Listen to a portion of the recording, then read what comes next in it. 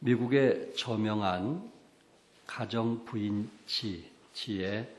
보통 사람의 그 생애를 70년으로 생각하고 그리고 이제 그 분석한 결과 그 결과가 기록이 되었는데 사람이 70년을 살면서 6년을 먹는 데 소모하고 11년을 일하는 데 이제 소모하게 되고 그리고 5년 반은 세탁이나 옷 손질, 집안 청소 이런 것으로 5년 반을 보내게 되고 깔끔한 사람인 것 같아요.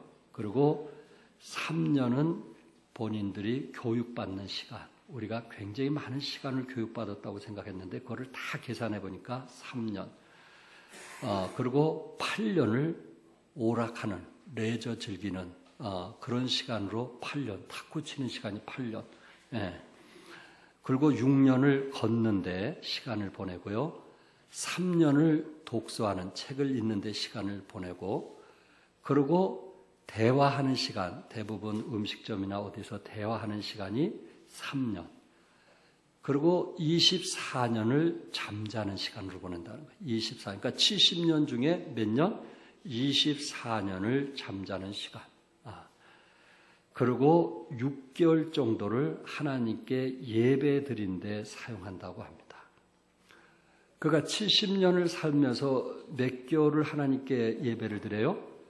6개월. 시간으로 따져보니까 우리가 굉장히 하나님께 많은 시간을 들여진 것 같은데 이거를 따져보니까 진정으로 하나님께 경배한 시간은 6개월뿐이 안 된다는 겁니다.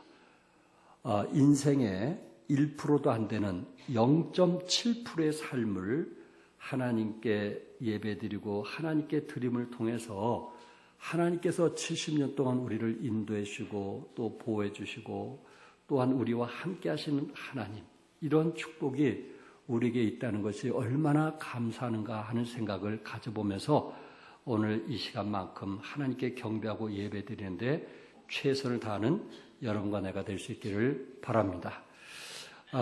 전화가 왔어요. 우리 교회 있었던 형제인데 박정구 형제라는 형제가 있는데 이분이 독일에 가서 박사학위 받기 전까지, 유학 가기 전까지 우리 종암성서 침례에서 함께 섬겼고 또 이제 세미나에 같이 가기도 하고 또 교제도 했던 그런 형제입니다.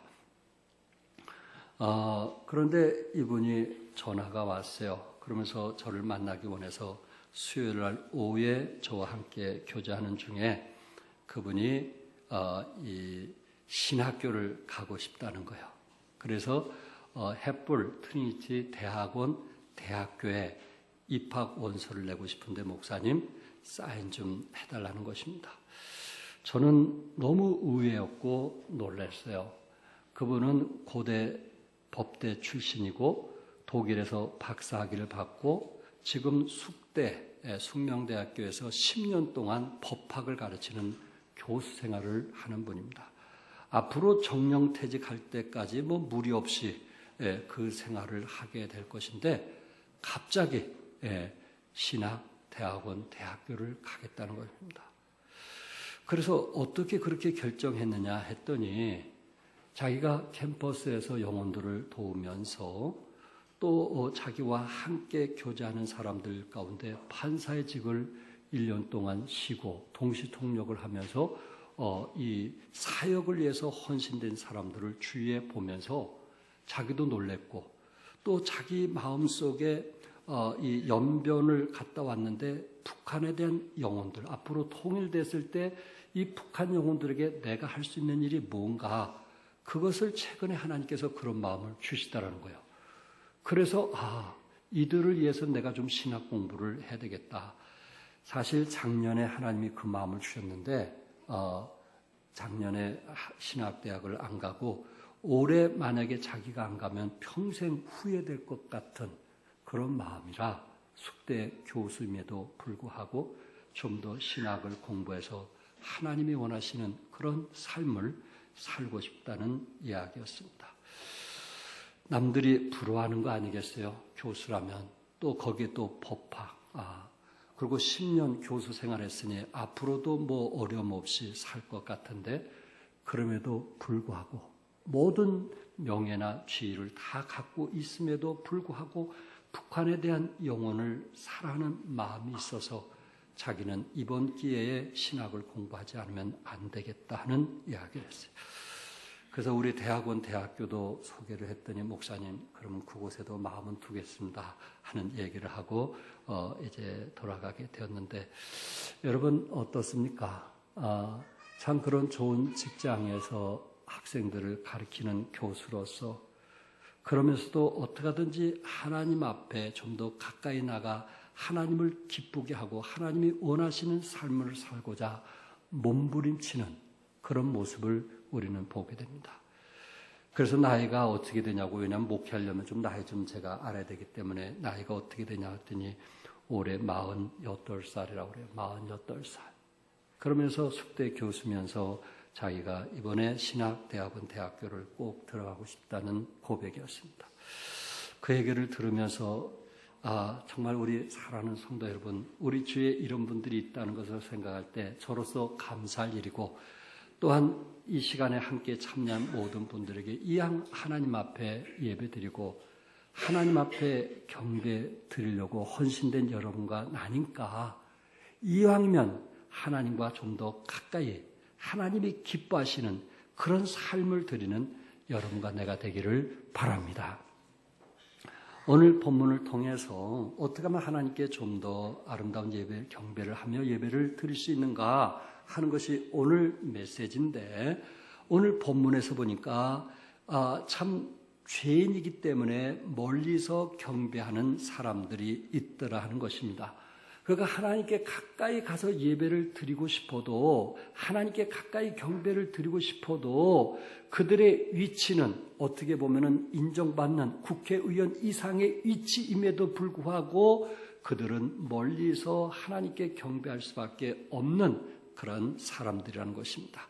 1절과 2절에 모세에게 이르시되 너는 아론과 나답과 아비후와 이스라엘 장로 70명과 함께 여호와께로 올라와 멀리서 뭐하고 경배하고 너 모세만 여호와께 가까이 나오고 그들은 가까이 나오지 말며 백성은 너와 함께 올라오지 말지니라.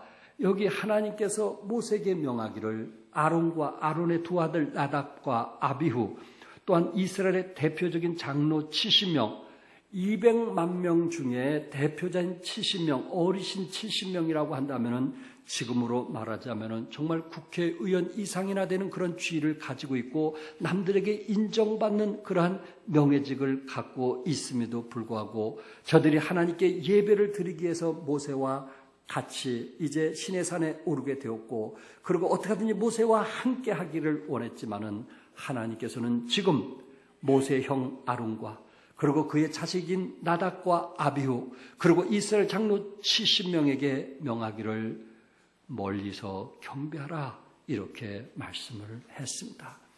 좀 더 누구든지 우리가 살아계신 하나님을 알고 있다면 하나님과 가까이 가서 예배를 드리기를 원하는 것이 여러분과 나의 모든 소원인데 하나님과 사람 사이에 무언가 어떤 간격이 있음을 보게 되고 그리고 하나님은 거룩하시고 의로우시고 하나님은 완전하시고 전지전능하시기 때문에 죄인으로서 하나님께 가까이 갈 수 없음을 오늘 본문에서 우리에게 말씀해주고 있는 것입니다.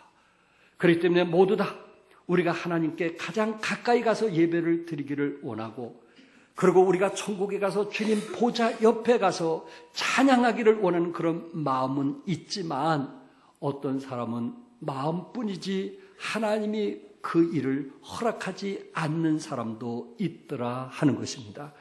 결국 그것이 무엇 때문에 그럴까요? 우리 안에 있는 죄 때문에 그렇습니다. 우리가 죄인이 되었을 때 우리가 정말 하나님으로부터 등지면서 살게 되었을 때 아무리 하나님과 가까이 가기를 원할지라도 하나님은 우리의 예배를 우리의 경배를 받아줄 수 없다는 말씀입니다. 이사야 59장 2절에 오직 너희 죄악이 너희와 너희 하나님의 사이를 모여놓았다 그랬어요. 갈라놓았다. 바로 그 죄라고 하는 것이 너희와 너희 하나님 사이를 갈라놓았다. 좀 더 구체적으로 얘기하면은 아담과 하와가 선악과를 따먹지 말라는 하나님 말씀에 불순종했어요. 좀 더 깊이 얘기하면 저들은 하나님의 말씀을 불신하는, 믿지 못하는 그 죄가 결국은 하나님과 사람 사이에 이제 벽이 있게 되었고, 저들이 하나님께 예배를 드리고 싶어도, 경배를 하고 싶어도 할 수 없게 되었다는 것입니다. 이것을 신약에서, 로마서에서는 구체적으로 우리 죄라고 하는 것을 구체적으로 말씀하고 있는데, 로마서 3장 10절과 18절에서 기록된 바 누구는 없나니 의인은 없나니 하나도 없다. 목사도 의인이 아니고 여러분과 나도 의인은 하나도 없다. 깨닫는 자도 없고 하나님을 찾는 자도 없고 다 치우쳐 함께 무익하게 되고 또한 선을 행하는 자도 없나니 하나도 없다. 이 세상에 선을 행하는 사람이 하나도 없다고 말씀했어요. 그들의 목구멍은 열린 무덤이라. 열린 무덤, 썩는 냄새, 말만 하면 남 미워하고 질투하고 원망하고 불평하는 이런 썩은 냄새들이 나는 것이 우리 인간의 모습이고, 그의 혀로는 속임을 일삼으며 항상 자기 중심이고 남에 대해서는 항상 속이는, 그리고 입술에는 독사의 독이 있고 그 입에는 저주와 악독이 가득해서 사람이 얼마나 독한지, 좋을 때는 한없이 좋은데 등질 때는 그 사람에 대해서 저주와 악독을 하게 되는데, 이거는 말로 다 표현할 수 없는 그런, 정말 있을 수 없는 그런 인간의 모습을 보게 됩니다. 그 발은 피 흘리는데 빠른지라 파멸과 고생이 그 길에 있어 평강의 길을 알지 못하였고 그들의 눈앞에는 하나님을 두려움이 없느니라. 하나님을 뭐함이 없어요? 두려움이 없어요. 이런 사람에 대해서는 하나님께서 아무리 경배하고 싶다 할지라도, 예배를 드리고 싶다 할지라도 하나님께 나갈 수 없는 결과를 가져오게 되는 것입니다. 단지 멀리서 하나님을 경배할 수밖에 없는, 이스라엘을 대표해서 하나님과 언약을 체결하기 위해서 지금 하나님께 나아가는 대표적인 사람인데도 불구하고 하나님께서 저들을 만나기를 원치 않는 그런 사람도 있더라 하는 이야기입니다.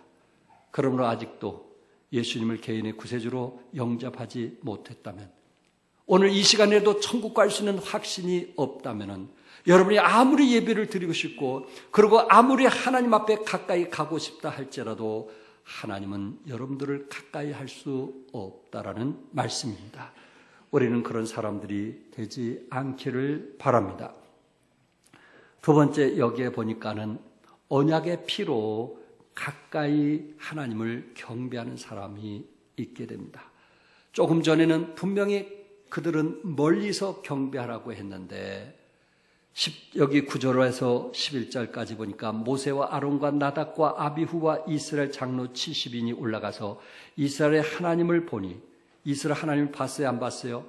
보니 그의 발 아래는 청옥을 편듯하고 하늘같이 천명하더라. 하나님이 이스라엘 자손들의 존귀한 자들에게 손을 대지 아니하셨고 그들은 하나님을 뵙고 먹고 마셨더라. 이들은 하나님을 보았다고 그랬어요. 그리고 하나님을 뵙고 그리고 먹고 마셨다고 그랬어요. 조금 전에는 하나님께서 저들을 멀리서 경배하라고 했는데, 아니 어떻게 아론과 나답과 아비후와 이스라엘 장로 70인이 하나님을 가까이 하고 하나님을 뵙고 그리고 하나님과 식사를 함께 할 수 있었는가? 그 이유는 3절에서 8절까지 그 말씀을 기록하고 있어요. 이들이 하나님께 가까이 예배를 드릴 수 있었던 것은 뭐냐면은 그 3절과 7절에 말씀하겠는데, 하나님께 명령을 지키겠다고 결단하는, 순종하겠다고 결단하는 그런 시간이 있었다라는 말씀입니다. 지금 하나님께서 이스라엘 백성들을 불러놓고, 그리고 시내산에서 하나님께서 십계명을 두 돌판을 주기도 하고, 그리고 시민법을 모세를 통해서 선포하게 되는데, 백성들의 반응이 어땠는지 아시죠? 3절에 보니까 여호와께서 말씀하신 모든 것을 우리가 뭐하리라? 준행하리라. 또한 7절에 언약서를 가져다가 백성에게 낭독하여 듣게 하니 그들이 이르되 여호와의 모든 말씀을 우리가 준행하리라.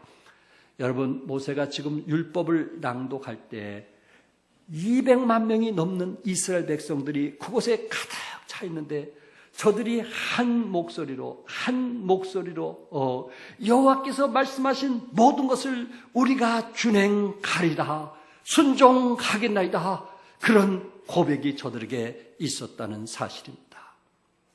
베드로가 예수님을 만나게 되었을 때 주는 그리스도여 살아계신 하나님이라고 입으로 고백했던 것처럼 이스라엘 백성들은 하나님 말씀에 순종하겠다는 고백, 확신, 그 일로 인해서 하나님께서 저들을 가까이 만나주시고 그리고 저들과 함께 이제 먹고 마셨더라, 이렇게 성경은 말씀하고 있어요.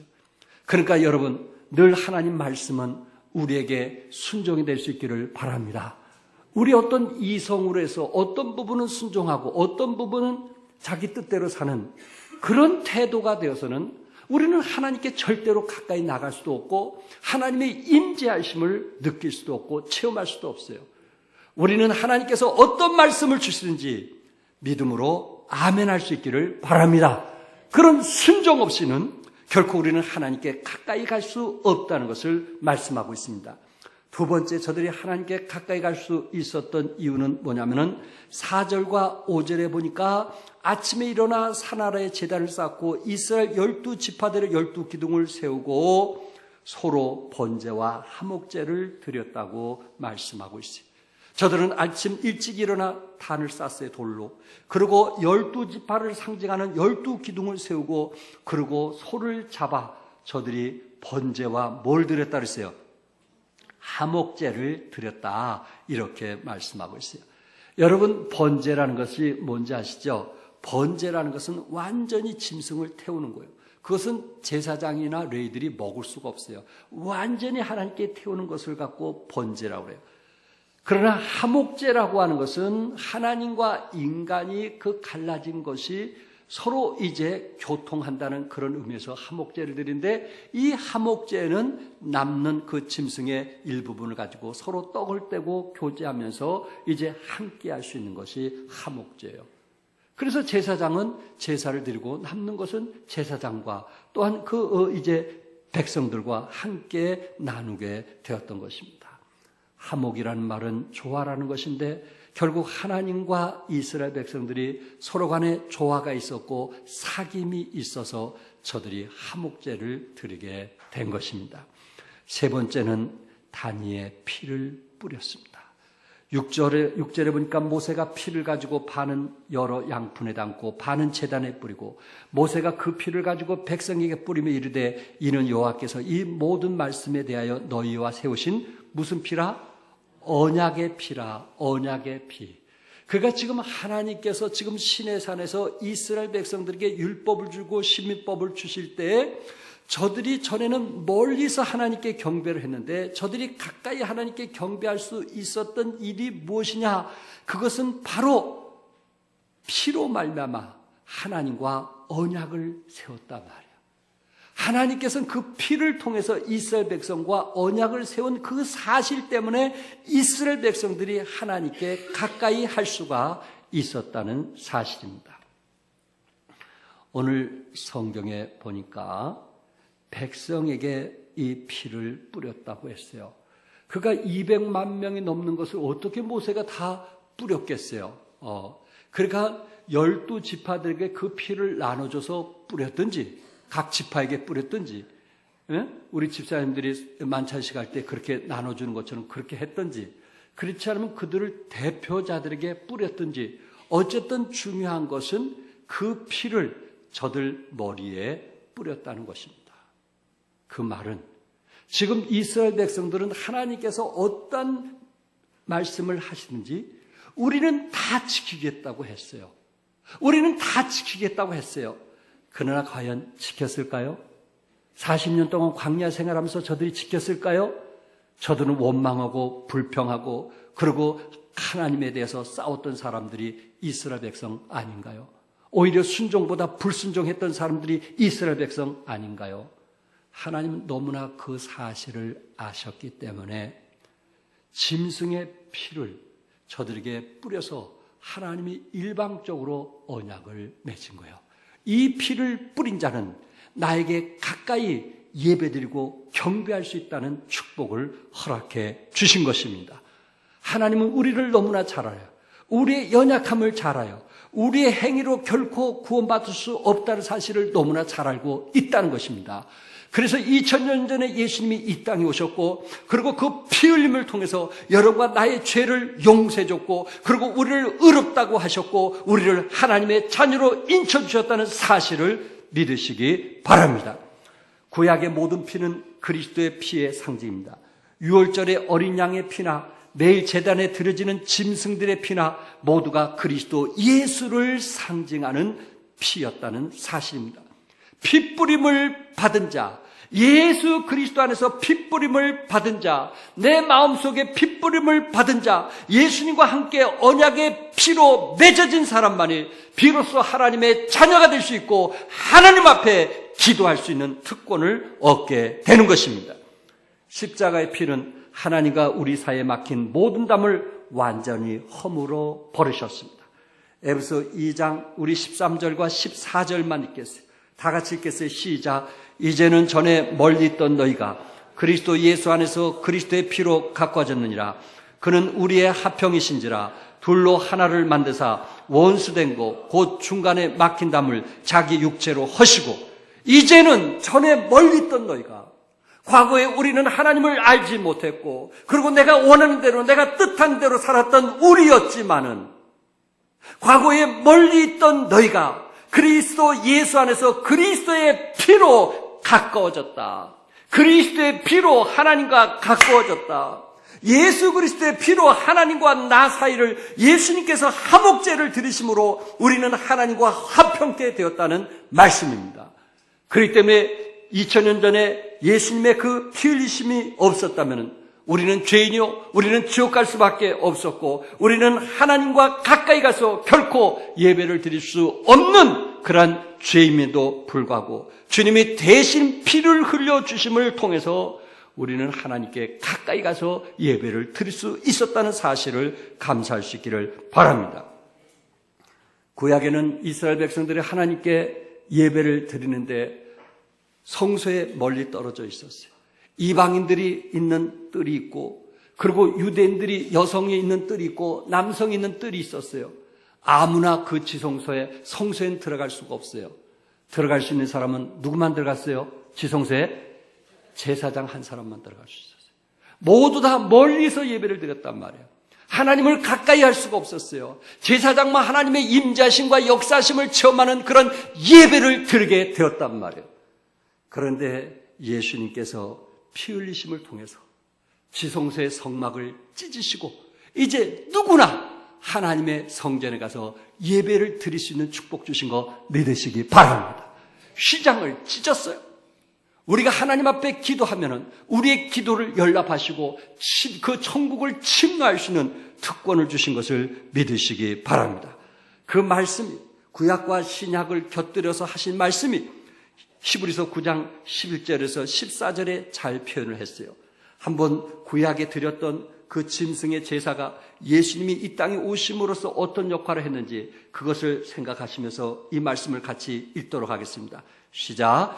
그리스도께서는 장래 좋은 일에 대제사장으로 오사 손으로 짓지 아니한 것 곧 이 창조에 속하지 아니한 더 크고 온전한 장막으로 말미암아 염소와 송아지의 피로 아니하고 오직 자기의 피로 영원한 속죄를 이루사 단번에 성소에 들어가셨느니라. 염소와 황소의 피와 및 암송아지의 죄를 부정한 자에게 뿌려 그 육체를 정결하게 하여 거룩하게 하거든 하물며 영원하신 성령으로 말미암아 흠없는 자기를 하나님께 드린 그리스도의 피가 어찌 너희의 양심을 죽은 행실에서 깨끗하게 하고 살아계신 하나님을 섬기게 하지 못하겠느냐.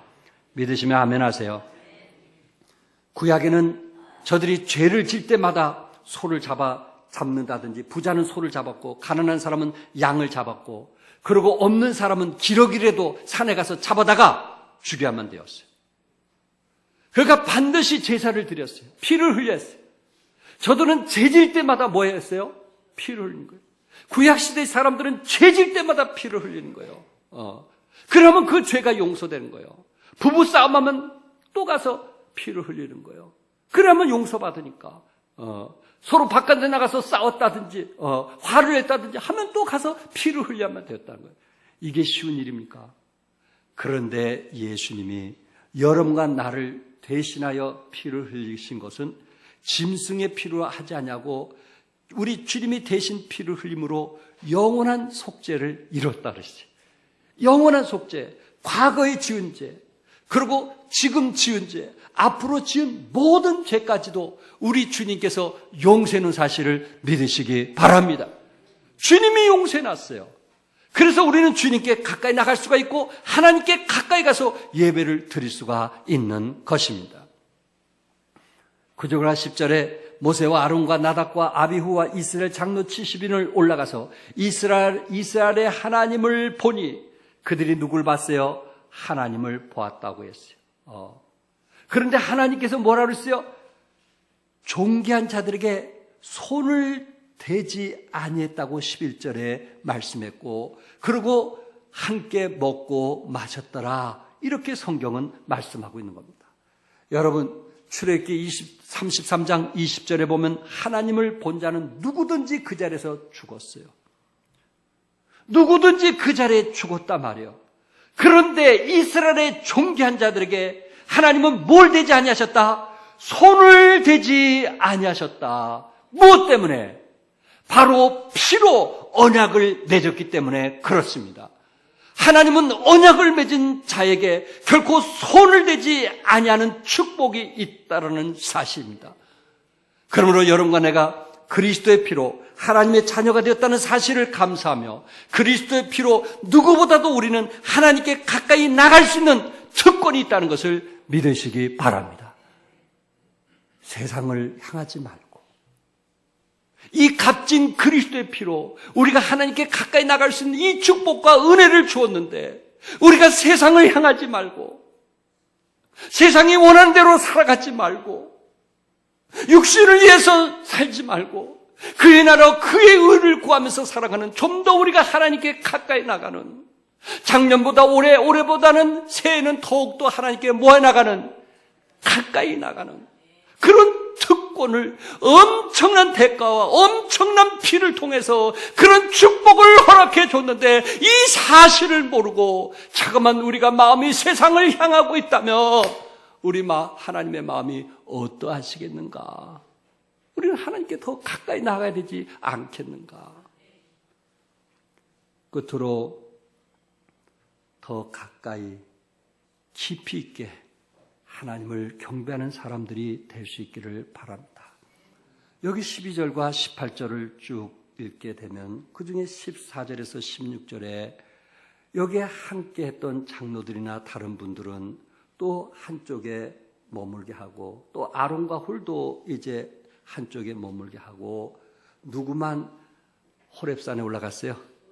모세가 산에 오르매 구름이 산을 가리며 여호와의 영광이 신의 산 위에 머무르고 구름이 엿새 동안 산을 가리더니 일곱째 날에 여호와께서 구름 가운데서 모세를 부르시니라. 야, 하나님의 임재하심을 체험하는 사람이 누구였어요? 모세였어요.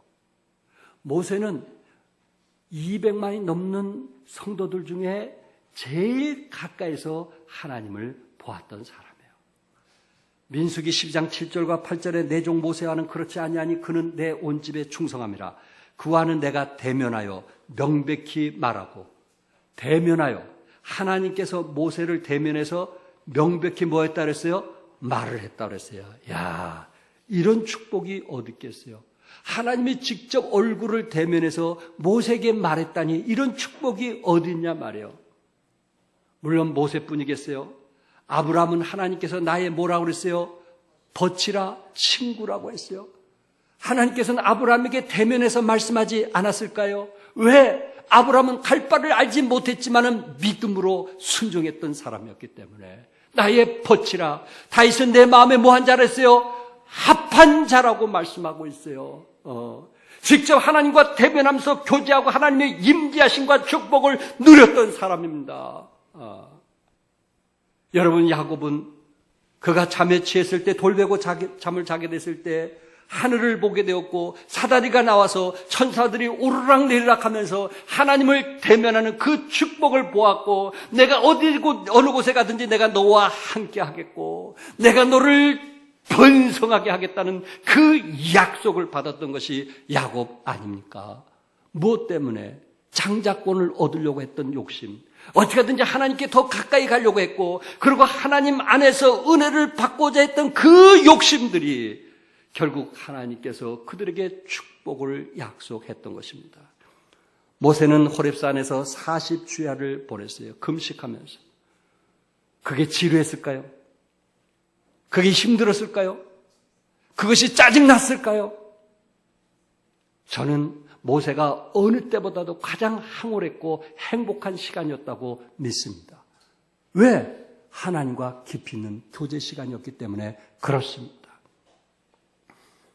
예수님은 어떻습니까? 하나님과 깊은 교제를 하기 위해서 새벽 미명마다 기도하셨던 분이 누구세요? 예수님이에요. 예수님이 기도할 이유가 뭐 있겠어요? 그러나 하나님과 좀 더 깊은 교제, 세상 사람과 어울리는 것보다 하나님과 깊은 교제를 해서 새벽을 깨웠던 사람 아닙니까? 겟세마네 동산에 밤에 오르셔서 기도하셨던 분이 아닙니까? 그곳에 짐승들도 많은데 그럼에도 불구하고 하나님과 교제하는 시간을 그는 우선으로 살았던 분이 예수님 아니십니까? 사랑하는 성도 여러분, 이제 올해도 얼마 남지 않았습니다. 나는 작년보다 올해 더 하나님과 더 깊은 교제를 위해서 애써 왔는가? 그렇지 않으면 나는 작년보다 더 못한 거 아닌가? 성경을 읽는 것도 영 형편없고, 기도 생활도 영 형편없고, 예배를 사모하는 마음도 영 형편없고, 내 생각, 내 마음은 오로지 세상에만 향하고 있지 않는가? 그리스도의 피로 우리를 사시고, 그리스도의 피로 우리를 거듭나게 하시고, 그리스도의 피로 하나님과 가까이 가서 예배드릴 수 있는 이 축복을 우리에게 주셨는데, 하나님의 이 엄청난 대가를 우리가 지금 무시하면서 등지면서 살아가고 있지 않느냐 하는 것입니다. 영국 런던에는 웨스트민스터 채플이라고 하는 교회가 있습니다. 그 교회 캠벨 몰겐 목사님이 계셨는데, 그 목사님이 늘 사역을 하면서 매일 오후 저녁 무렵에 사랑하는 딸과 런던의 하이드 파크 공원을 산책하는 것이 그 목사님의 하여튼 행복한 시간이었어요. 막내딸하고 참 이렇게 산책할 수 있다는 거, 그것이 행복한 시간이었어요.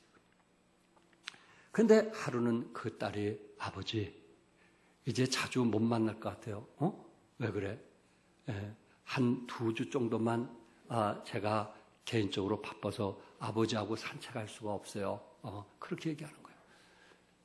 그래서 아버지가 좀 마음이 좀 상했어요.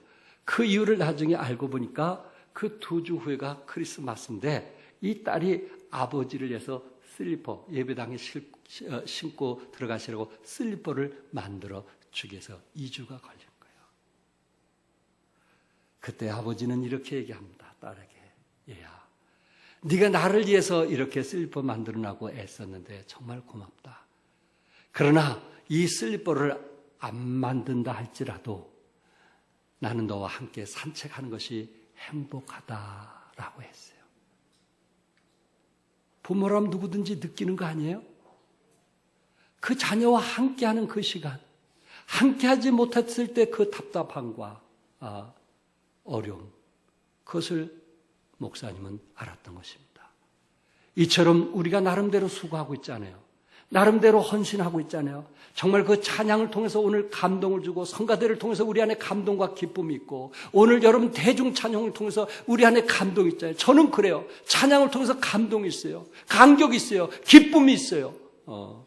그러나 이런 것도 우리가 필요하지만, 우리가 뭔가 수고해서 연습해서 준비해서 하나님께 영광 돌리는 그 시간도 필요하지만, 더 우리 하나님이 기뻐하시고 원하는 것은 개인적인 만남과 개인적인 교제와 하나님과 깊이 있는 시간을 우리 하나님이 원하시더라는 거예요. 우리의 일보다도, 우리의 사역보다도 하나님은 개인적인 관계를 통해서 하나님은 더 기뻐하신다는 사실을 여러분 기억하시고, 어떻게든지 우리는 모세처럼 하나님의 임재하심과 역사하심을 우리 가정에서, 직장에서 체험하는 하나님의 사람들이 될 수 있기를 바랍니다. 요한일서 1장 3절에 우리가 보고 들은 바를 너에게도 전함은 너희로 우리와 뭐가 있게 하고 사귐이 있게 하려 함이니, 우리의 사귐은 아버지와 그의 아들 예수 그리스도와 더불어 누림이라. 바로 예수 믿는 성도들끼리 교제가 잘 되면 그것은 하나님 성부, 성자, 성령 삼위일체와 함께 누림과 갖게 될 것이고, 우리는 그 안에서 기쁨이 충만하게 되더란 말이에요. 교제에는 뭐가 충만해요? 기쁨이 충만해요. 세상 사람들과 만나면 기쁨이 있는 것처럼 하나님과 만나면 기쁨이 있고, 믿는 자들과 영적인 교제권을 하면 우리 안에 기쁨이 있다는 말씀입니다. 어거스틴은 우리가 하나님에게 돌아가실 때까지는 결코 편안함이 없다라고 했어요. 이것은 그분이 그렇게 살아온 거 아니겠어요? 하나님 없이 살아왔던 그 과거를 돌이키면서 고백한 거 아니겠느냐 하는 이야기입니다. 유대인 철학자 말틴 부버는 나와 너라고 하는 유명한 책을 썼는데, 나와 너 사이에 아무리 최선의 인격적인 교감을 가져도 영원한 자 당신 하나님과의 만남이 없이는 우리의 만남은 온전할 수 없다고 했어요. 하나님과의 깊이 있는 만남이 없다면 우리에게 진정한 기쁨과 그리고 진정한 하나님의 사랑을 느낄 수가 없다는 말씀입니다. 사랑하는 성도 여러분, 이제 2달 남았는데 하나님과 가까이 하려고 최선을 다해봅시다. 더욱 우리가 영적으로 발버둥 칩시다. 세상을 위해서만 발버둥 치지 말고, 세상을 위해서만 머리 싸매고 고민하지 말고, 어떻게 하면 내가 하나님을 기쁘게 할까? 어떻게 하면 하나님과 임재하심을 체험할까? 하는 부분에 대해서 좀 고민도 하고 염려도 하고 걱정도 해보는 성숙한 그리스도인이 되어보자는 이야기입니다.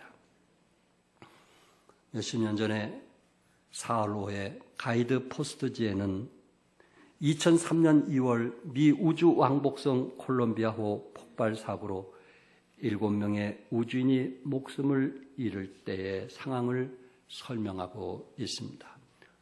그곳에 여성 2분이 타게 됐는데 돌아오면서 7분이 이제 폭발 사고로 인해서 이제 죽게 되었습니다.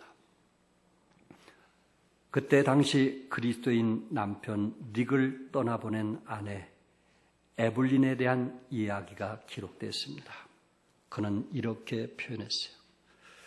지난 1월 16일 이제 2주간이 지나면 남편이 우주에서 돌아와 나를 꼭 안아주며 내 귀에 다정하게 속삭여 줄 것을 생각하며 편안한 마음으로 우주 왕복선의 이륙을 지켜보았다. 그런데 2월 1일 콜롬비아호는 지구 대기권에 진입하던 중 텍사스 상공에서 폭발했다. 내 삶이 하늘에서 송두리째 산산조각 나는 순간이었다. 엄마, 내 수학 숙제는 누가 도와주죠? 엄마, 내가 결혼할 때 누가 날 데리고 입장하죠? 울부짖는 딸아이를 난 아무 대답 못하고 끌어안고 있었다. 난 지금까지 남편이 없는 미래를 한 번도 상상할 수 없었다. 처음 경험하는 큰 충격과 절망감. 그런데 그때 내 마음 깊은 곳에서 나지막한 음성이 들려오고 있었다. 인생의 어려운 시절마다 한결같이 위안을 주던 음성이었다. 주님의 음성이었다. 넌 헤쳐나갈 수 있다고 그분은 말씀하고 있는 것이다. 그렇다. 우리 결혼 생활의 중심에는 우리의 사랑보다 더 큰 사랑이 함께하고 있었던 것이다. 난 그 큰 사랑을 언제나 의지하지 않았던가. 그 조건 없는 사랑을, 그리고 그 사랑을 내가 울부짖는 순간에도 여전히 나와 함께하고 있었던 것이다. 그분의 사랑이 내 남편과 나를 그리고 내 예쁜 2 아이를 묶어주시지 않았는가. 그렇다면 그분이 함께 하신다면 우리는 그의 사랑 안에서 여전히 함께 할 수 있는 것이다. 그분의 사랑이 끝이 없는 것이기에 한 아내가 주님과의 그 깊은 교제 안에서 살면서 남편을 잃은 아픔과 소름은 말로 다 표현할 수 없지만 주님의 사랑 때문에, 주님의 교제권 때문에, 주님과 가장 가까이 주님의 임재하심을 체험했던 그에게 주님의 주신 힘으로 다시 회복하는 아름다운 모습을 보게 됩니다. 사랑하는 성도 여러분, 주님을 더 가까이 나갈 수 있기를 바랍니다. 주님께 더 가까이 나갈 때 하나님의 주신 그 능력과 힘을 가지고 세상을 넉넉히 이기라고 주님의 이름으로 축복합니다. 기도하겠습니다.